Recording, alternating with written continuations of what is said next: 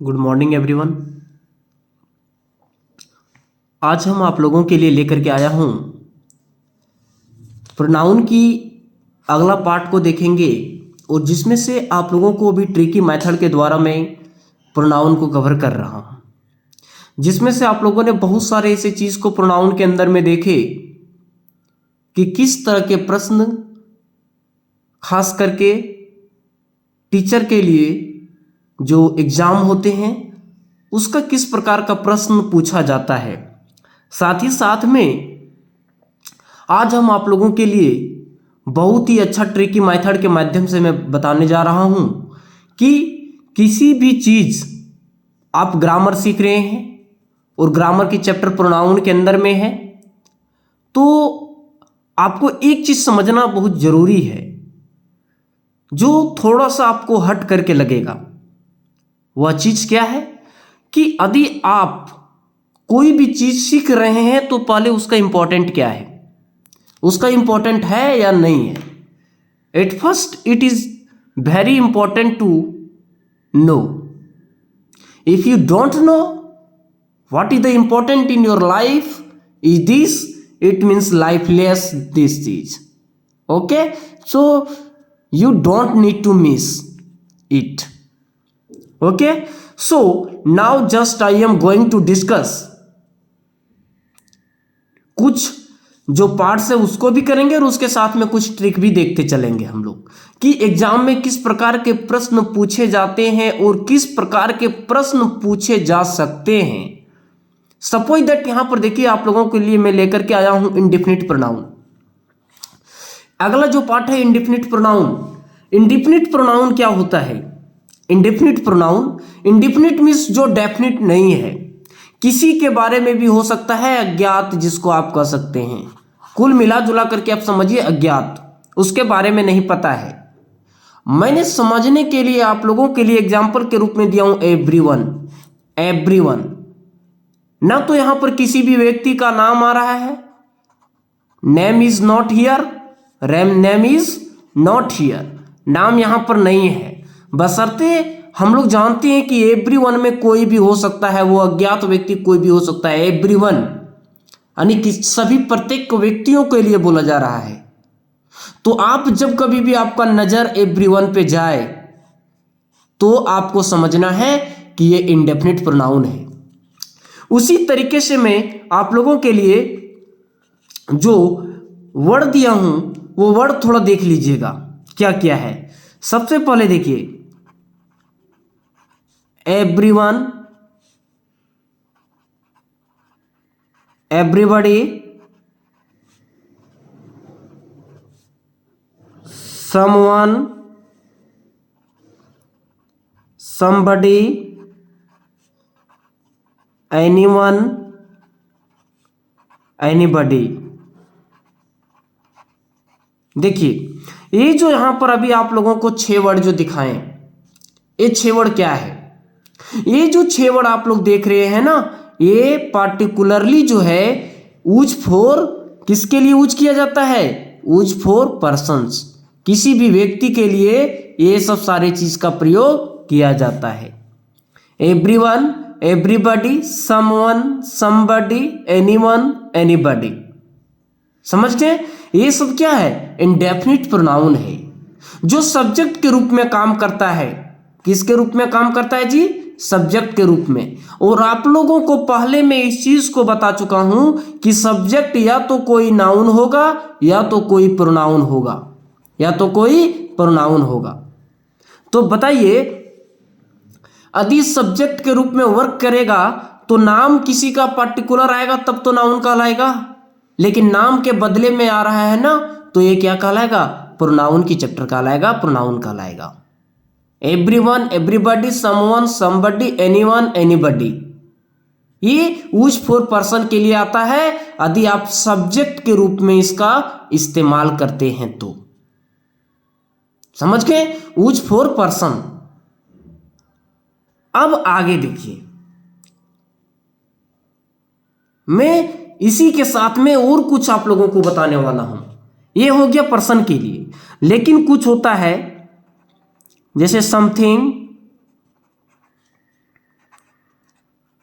Anything, something, anything, nothing, something, anything,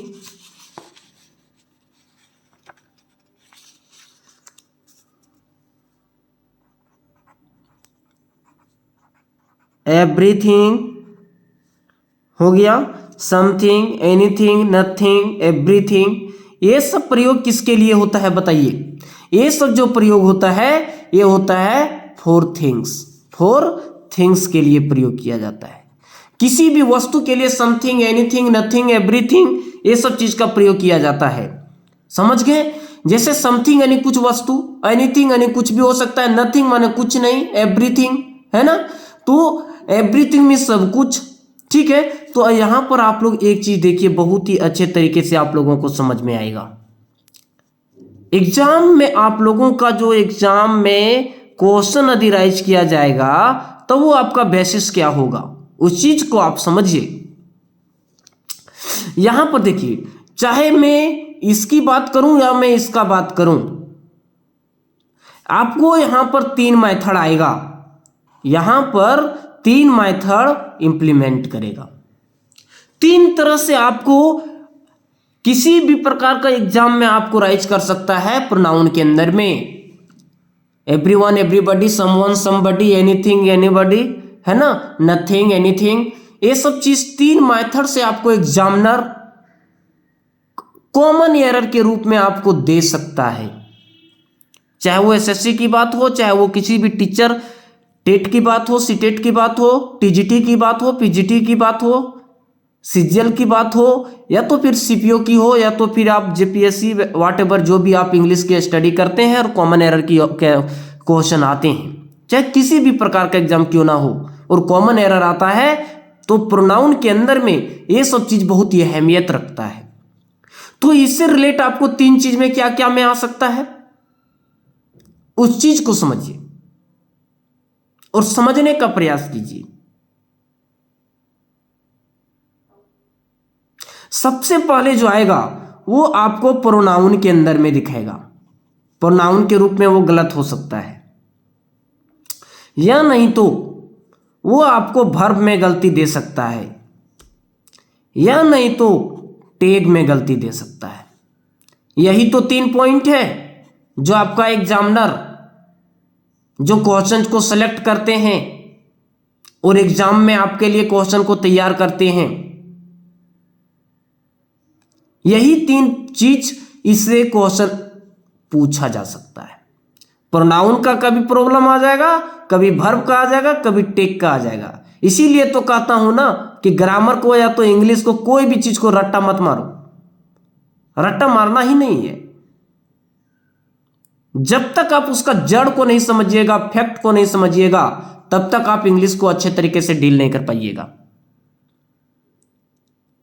जिस दिन आप अपने दिमाग के अंदर में इस चीज को सेट कर लीजिएगा कि हमें इंग्लिश सीखना ही केवल नहीं है, बल्कि हमें इंग्लिश को जड़ से समझना है, उस दिन आपके पास में कोई ऐसा इंग्लिश का प्रश्न नहीं होगा जिसे आप सॉल्व नहीं कर पाइएगा।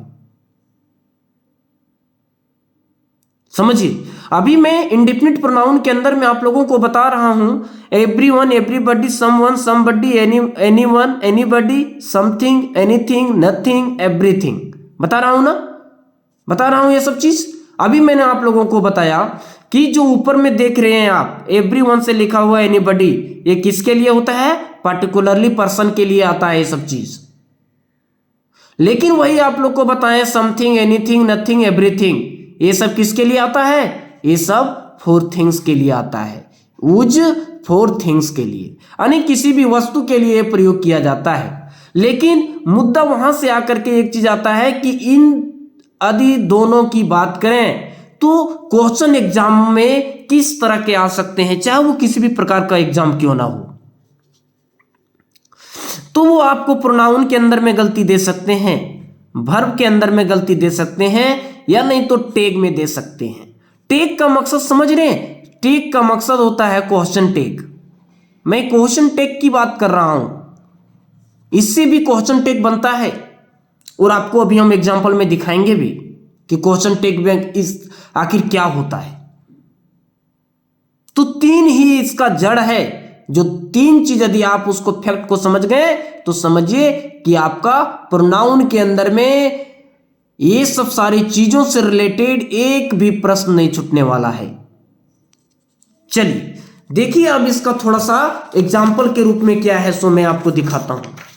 देखिए एग्जाम्पल समझिए और इसको समझने का प्रयास कीजिए।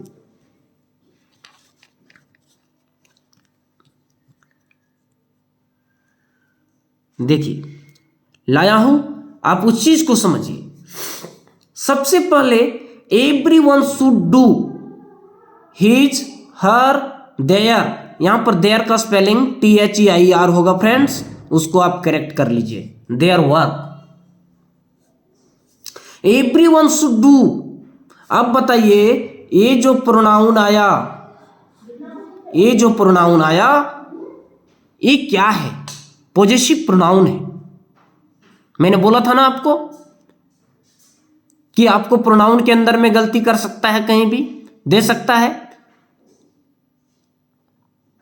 मैंने यहां पर आपको समझाने के लिए तीन ऑप्शन दे दिया हूं।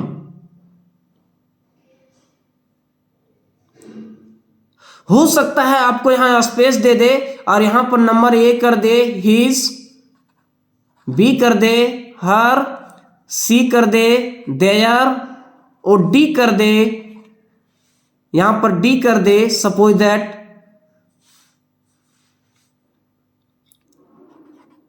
इट्स। तो आप क्या कीजिएगा? डू के बाद में ये तीनों नहीं है, बाय द वे मान लीजिए हिज नहीं है, हर नहीं है, देयर नहीं है, डायरेक्ट वर्क आ गया और वहां स्पेस छोड़ दे, तो आप किसको सेलेक्ट कीजिएगा बताइए? तो इस प्रकार की जो आपको प्रश्न पूछे जाएंगे वो प्रोनाउन से रिलेटेड प्रश्न होंगे। किससे? प्रोनाउन से रिलेटेड। आपको अभी हम आगे बताएंगे कि पॉजेसिव एडजेक्टिव और पॉजेसिव प्रोनाउन ये जो अभी आप पढ़ रहे हैं ना वो किस चीज के रूप में, यहां पर तो पॉजेसिव एडजेक्टिव के रूप में ये सबका प्रयोग किया गया है। पॉजेसिव एडजेक्टिव के रूप में प्रयोग किया गया है, समझ रहे हैं? तो आप क्या कीजिएगा, एक चीज याद रखिए, एवरीवन आ जाए, एनीबॉडी आ जाए, या तो एनीबॉडी समथिंग को छोड़िए, पर्सन के अंदर में जितना भी सारा चीज का हम प्रयोग कर रहे थे, पर्सन्स में जितना भी चीज का हम प्रयोग कर रहे थे, चाहे जो भी था, चाहे जो भी था, क्या था देखिए मैं बता दे रहा हूं, एक बार फिर से नोट कर लीजिए। एवरीवन, एवरीबॉडी, समवन, somebody,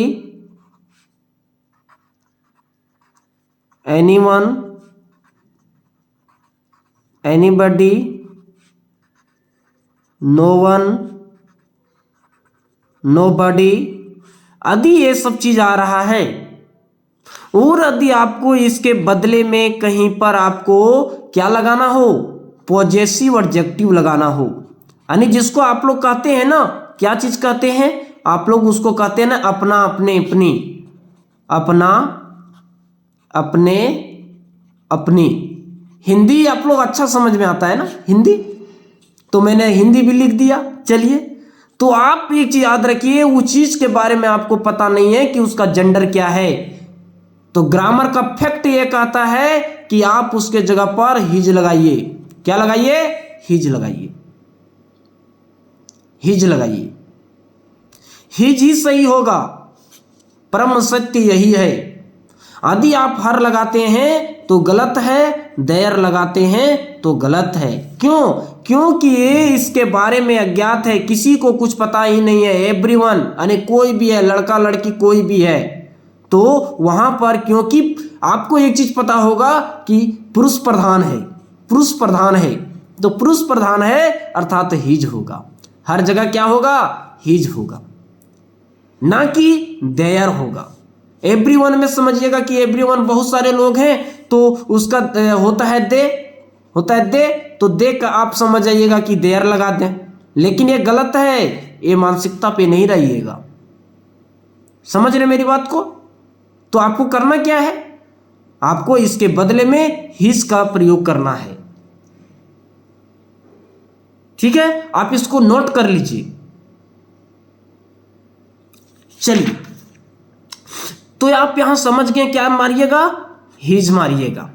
चलिए वेरी गुड, आगे बताइए। आजा एनीबडी, नेक्स्ट एग्जांपल देखिए दिया, anybody come to meet me. आप बताइए कि यहां पर आपको वर्ब से रिलेटेड प्रॉब्लम दे दिया, क्या कीजिएगा, कम्स होगा, कम होगा या क्या होगा, समझना पड़ेगा ना। इसीलिए कहता हूं ना कि ग्रामर को ऐसा पढ़िए जो दिमाग में एक बार में सेट हो जाए, पढ़ने में तो मजा आएगा ही आएगा। और नहीं आता समझ में तो पूछिए ना, क्या दिक्कत है। पढ़ाई ऐसा कीजिए ना कि बोरिंग फील ना लगे, है ना। हंसते हंसते खेलते खेलते पार कर दीजिए और इंग्लिश सीख जाइए। बताइए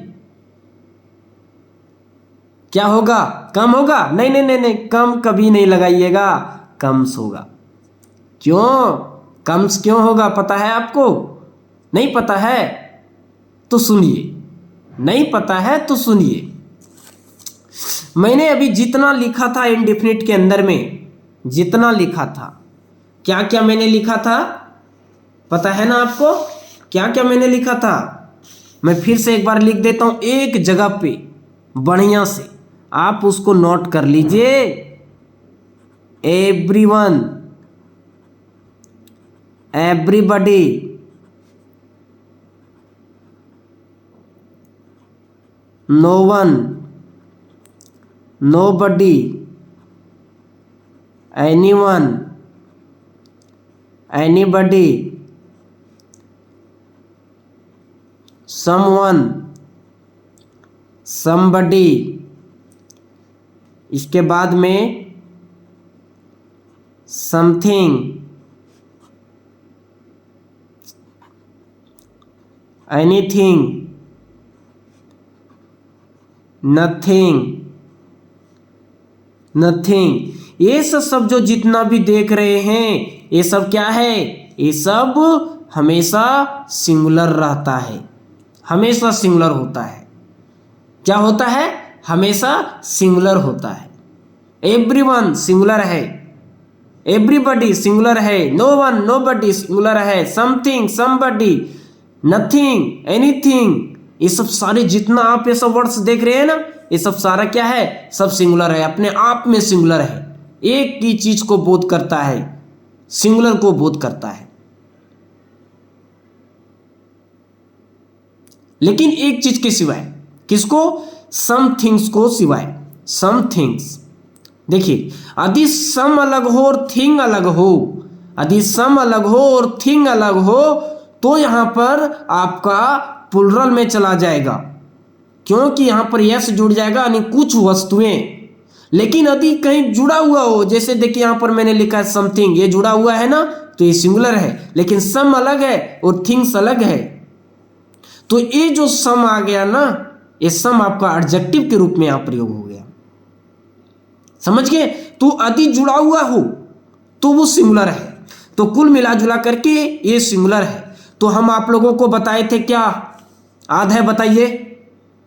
यदि सब्जेक्ट सिंगुलर तो वर्ब भी क्या लगेगा? सिंगुलर लगेगा, वर्ब भी सिंगुलर लगेगा। तो बताइए अब क्या होगा यहां पर? एनीबॉडी कम से होगा कि कम होगा? तो आपको पता है ना कि कम, कम जो है सो प्लुरल के लिए आता है, कम्स सिंगुलर है। क्यों? किसी भी नाउन को, यदि नाउन को प्लुरल बनाना है तो उसमें यस या ईएस लगा करके प्लुरल बनाया जाता है, लेकिन वर्ब में जस्ट उसका ऑपोजिट होता है। वर्ब में यस यस लगा करके उसको सिंगुलर बनाया जाता है। तो कम का यस यस लग करके सिंगुलर बन गया तो क्या होगा? कम्स हो जाएगा, तब ये सेंटेंस सही हो जाएगा। आगे चलिए, आगे देखिए दिया है समथिंग इज और यार। बताइए क्या होगा? यहां पर आर होगा? नहीं होगा, क्या होगा? इज होगा। यदि वही कहीं पर रहता सम थिंग्स और खाली जगह रहता मिसिंग देयर, हियर है देयर कर दिए यहां पर, तो यहां पर आप क्या करते? थिंग्स है THINGS, तो आपको यहां पर आर लगाना पड़ता। क्यों? क्योंकि सम अलग है, थिंग्स अलग है, यानी कुछ वस्तुएं। तो यहां पर ये प्लुरल में दे रहा है, तो इसके अनुसार आपको वर्ब प्लुरल लगाना पड़ेगा। लेकिन यहां देखिए कंबाइंड है तो इज लगेगा। समझ गए? यहां पर यार गलत है। अब बताइए अगला, देखिए आपका टेक से रिलेटेड आ गया। बताइए nobody was absent, nobody was absent, कोई एब्सेंट नहीं था। क्या होगा? Nobody was absent. देखिए टेक जो आ गया ना, क्वेश्चन टेक, वो क्वेश्चन टेक का कुछ ऐसे चीज है, उसको मैं बता दे रहा हूं, आप लोग उस चीज को समझ लीजिए, समझिए क्या है। टेक का नियम है, टेक टेक जो है यानी क्वेश्चन टेक का नियम है, क्वेश्चन टेक का नियम है।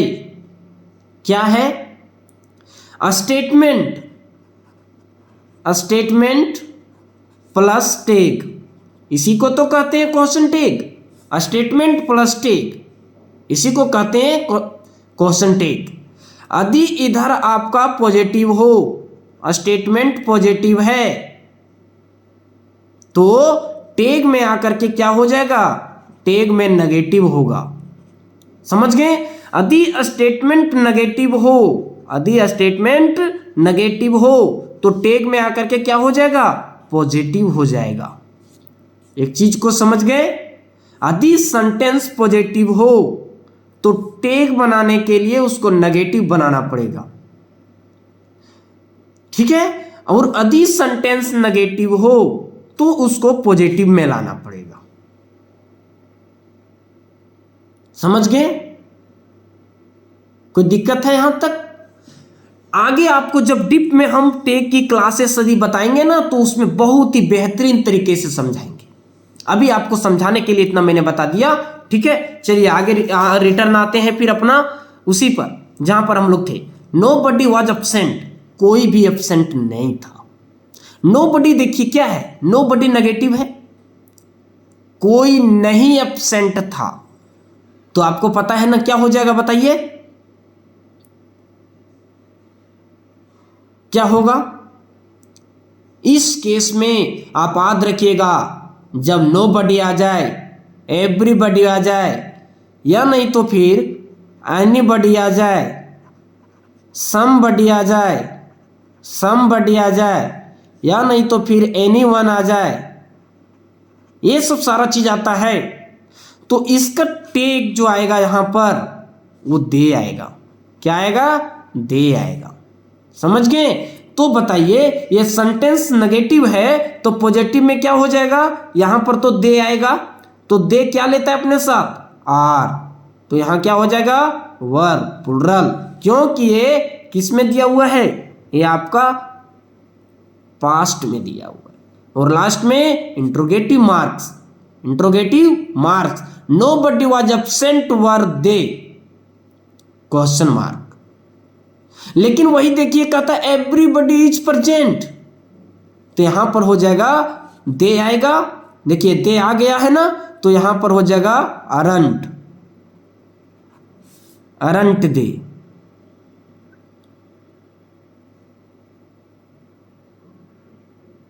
समझ गए? और लास्ट में इंट्रोगेटिव मार्क्स। यही तो सबसे बड़ा गेम है इसमें, यहीं से आपको ये प्रश्न को दे सकता है। हो सकता है कि आपको दे के जगह पर ही लगा दे, सी लगा दे, इट लगा दे यहां पे, तो आप ध्यान दीजिएगा, और ये वर्ब के जगह पर ध्यान दीजिएगा, ठीक है? दूसरी चीज, यदि कहीं वहीं पर आता है कोई भी something, something, anything, anything, nothing आता है ना, नथिंग, तो इसका टेक क्या होगा सर? इसका टेक कुछ नहीं होगा, इसका टेक इट होगा। समझ गए? जिस तरह से यहाँ दे आया ना तो उसका इट होगा, ये दिमाग में नोट कर लीजिए, उसमें कोई डाउट नहीं है, और लास्ट में इंट्रोगेटिव मार्क्स लगा दीजिए। ठीक है, आपको मैंने ये बहुत ही अच्छा कॉन्सेप्ट दे दिया इस पे, जो आप लोगों को शायद बहुत ही अच्छे तरीके से समझ में भी आ गया होगा। चलिए अब इसी के साथ में हम लोग आगे की ओर चलते हैं और देखते हैं, समझने का प्रयास करते हैं कि आगे क्या है। देखिए आगे जो दिया गया है उस चीज को पहले समझिए। पॉजेसिव प्रोनाउन, पॉजेसिव प्रोनाउन कहता है mine, yes, yours, hers, his, its, there are known as possessive pronoun. आप लोगों को पता होगा कि पॉजेसिव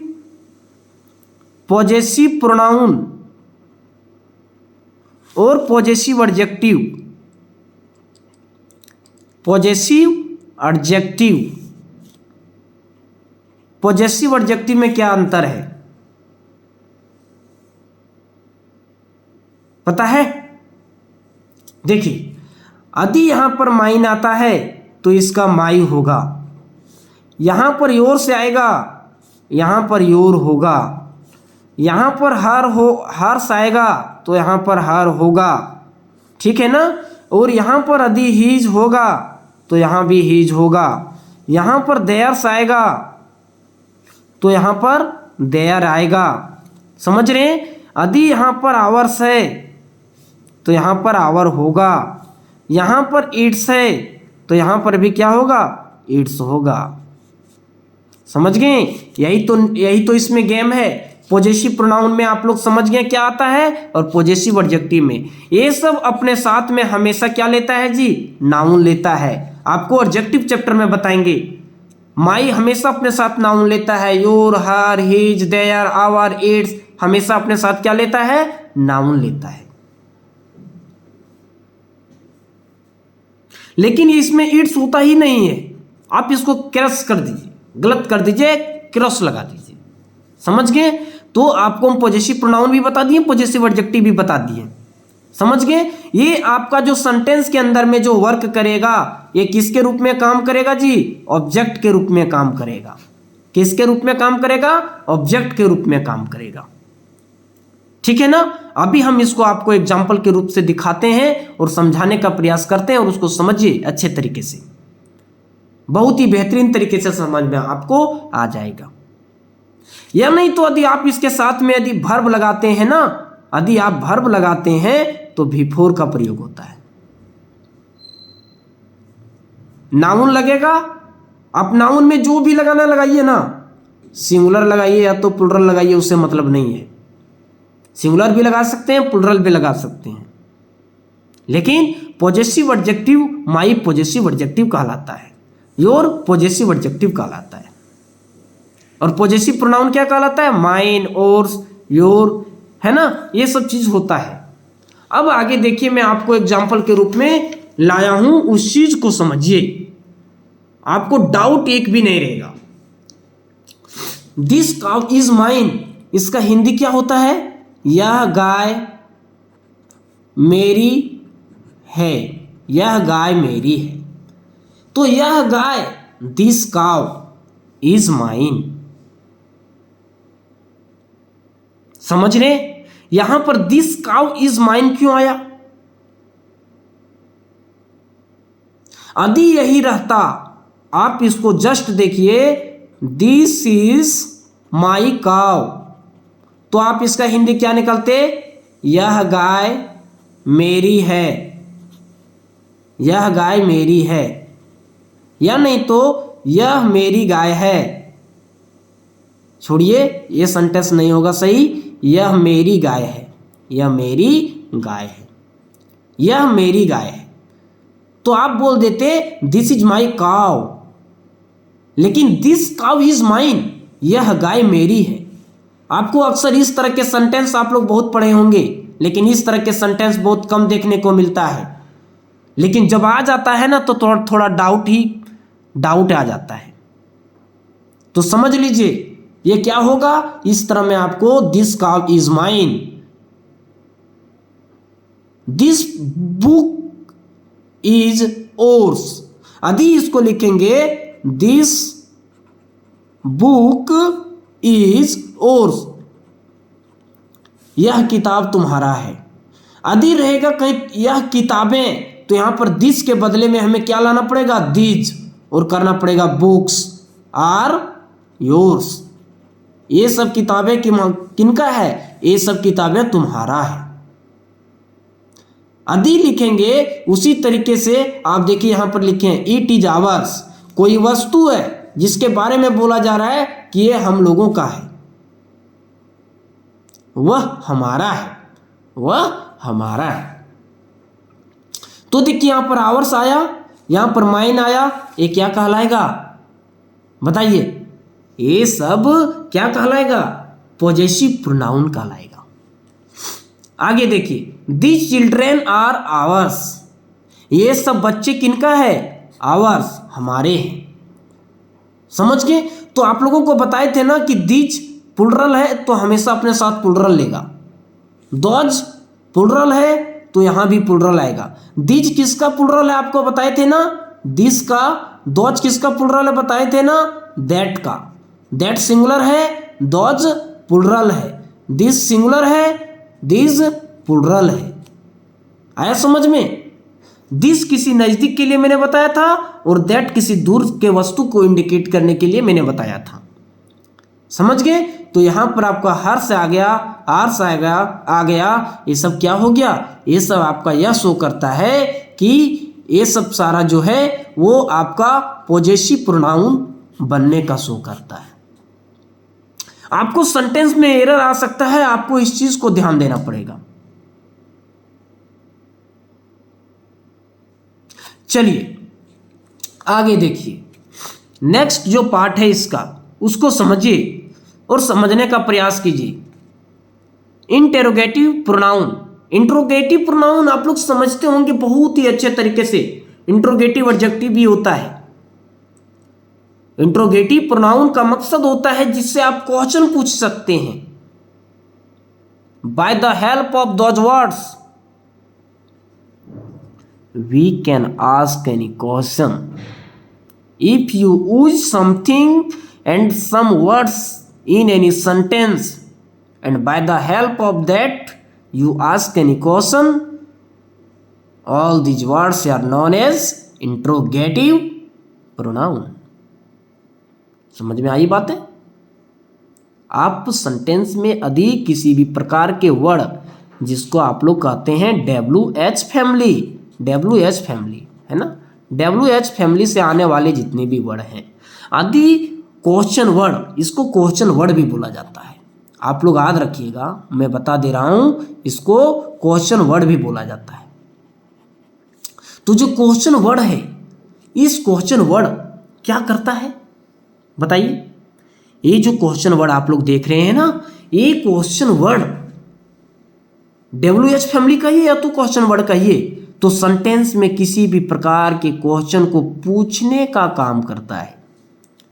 क्या करता है, क्वेश्चन को पूछने का काम करता है, उसी को तो कहते हैं क्वेश्चन वर्ड। आई बातें समझ में आज तक। अब देखिए, इसका भी रोल देखा जाए ना तो बहुत अनेक प्रकार से है। इसका भी रोल बहुत अच्छे तरीके से, अच्छे अच्छे प्रकार से इसका इस्तेमाल किया जाता है। कभी कंजक्शन के रूप में, कभी आप देखिएगा इसको प्रोनाउन के रूप में, कभी देखिएगा इसको आप लोग बोलते हैं एडजेक्टिव के रूप में इसका प्रयोग किया जाता है। तो सीक्वेंस समझना पड़ेगा कि आखिर सीक्वेंस क्या है उसका इस्तेमाल किए जाने का। देखिए, व्हाट इज योर नेम, यहां पर व्हाट आया ना, ये सब्जेक्ट का काम कर रहा है यहां पर, लेकिन ये जो व्हाट आया ये क्या है, ये आपका क्या कहलाएगा, इंट्रोगेटिव प्रोनाउन कहलाएगा। यहां पर देखिए वेयर, ये भी क्या कहलाएगा, आपका उसी से रिलेटेड वर्ड्स कहलाएंगे। समझ गए होंगे यहां तक, आपको दिक्कत नहीं होना चाहिए। आगे देखिए दिया हुआ है हाउ आर दे, ये भी वर्ड्स क्या कहलाएंगे, हाउ आ गया, व्हेन आ गया, वेयर आ गया। अर्थात कहने का अर्थ यह है कि जितना भी आपको WH फैमिली से रिलेटेड वर्ड्स आपको मिलेगा, क्वेश्चन को ask, to ask question, to ask questions, question पूछने के लिए जितना भी मिलेगा वो आपको क्या कहलाएगा, वह आपका एक ही वर्ड है लेकिन रोल अनेक है। उस चीज को आप लोगों को समझना पड़ेगा कि रोल कितना अनेक अनेक से उसका दिया गया है। आप उस चीज को समझिए। जब तक उस चीज को नहीं समझिएगा तब तक आप किसी भी चीज को सॉल्व नहीं कर पाइएगा। इसीलिए मैं बोलता हूं कि उस चीज को सॉल्व करने का प्रयास कीजिए और समझने का प्रयास कीजिए। किसी भी चीज में नहीं फंसिएगा, लेकिन एक एक करके आपको चलना पड़ेगा, एक एक करके आपको चलना पड़ेगा। ठीक है, तो आज आप लोगों के लिए फिर से नंबर आता है किसका, वन वर्ड सब्स्टिट्यूशन का, वन वर्ड सब्स्टिट्यूशन का। आप एक दिन में 2-4 करके याद करते जाइए ना, आपका जब तक एग्जाम आएगा ना तब तक आप इस तरह के तैयारी कर लीजिएगा कि खुद ब खुद वन वर्ड सब्स्टिट्यूशन चलते चलते याद हो जाएगा आपका। चलिए बताइए, एक चीज है, a person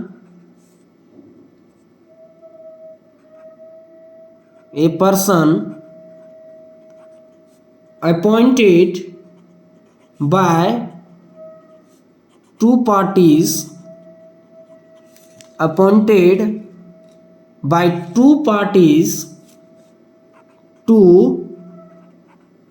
solve a dispute, to dispute क्या कहलाएगा, एक उस प्रकार का व्यक्ति जिसे नियुक्त किया गया है किसी दो पार्टी के डिस्प्यूट, डिस्प्यूट का मकसद होता है क्वारल,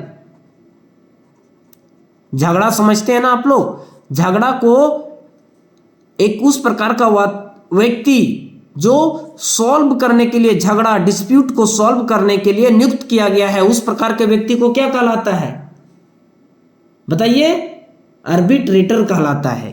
क्या कहलाता है, आर्बिट्रेटर, आर्बिट्रेटर कहलाता है।